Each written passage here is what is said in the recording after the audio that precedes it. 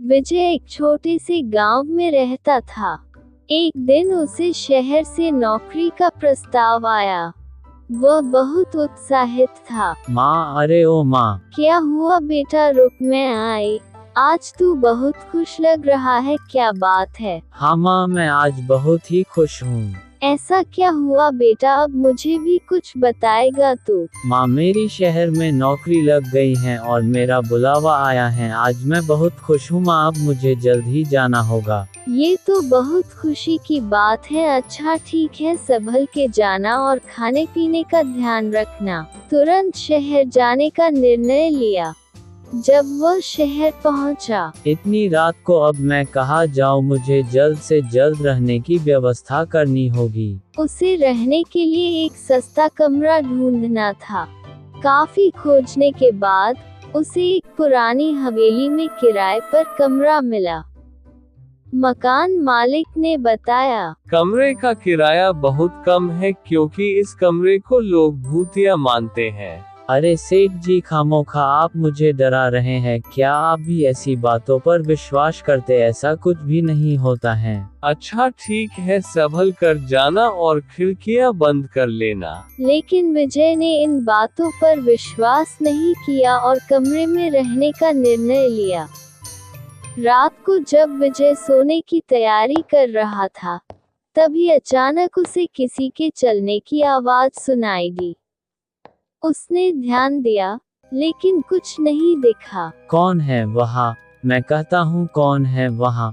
लगता है इस हवेली में मेरे सिवाय कोई और भी रुका है। उसने इसे नजरअंदाज किया और सोने चला गया। रात के बीच में अचानक कमरे में ठंडी हवा चलने लगी और दरवाजा अपने आप खुलने बंद होने लगा। विजय ने सोचा, शायद ये हवा का असर है। लेकिन जल्द ही उसे कमरे में किसी के होने का एहसास होने लगा। बिस्तर के पास से उसे किसी के खड़े होने की आहट सुनाई दी। डर के मारे उसने आंखें बंद कर लीं। अगली सुबह जब विजय उठा, तो सब कुछ सामान्य था। उसने सोचा, चलो यह मेरा सपना था, लेकिन बहुत ही डरावना सपना था। लेकिन दूसरी रात वही घटना फिर से घटी। इस बार उसे एक धुंधली परछाई दिखाई दी, जो धीरे धीरे उसके पास आ रही थी। विजय का दिल तेजी से धड़कने लगा। उसने तुरंत बत्ती जलाई, पर कमरा खाली था। विजय ने सोचा, लगता है इस हवेली का मालिक जो कह रहा था वह बिल्कुल सही बात थी। मैंने उसकी बात ना मानकर अपने ही पैर पर कुल्हाड़ी मारी है। अगले ही दिन वह मकान मालिक के पास गया और कमरा खाली करने की बात की। सेठ जी, आप जो कह रहे थे वह बात एकदम सच है। अब मुझे यहाँ पर नहीं रहना है, मैं यहाँ से जा रहा हूँ। मकान मालिक ने उसे बताया, ये हवेली पहले एक धनी परिवार की थी, लेकिन एक दुर्घटना में पूरा परिवार मारा गया था।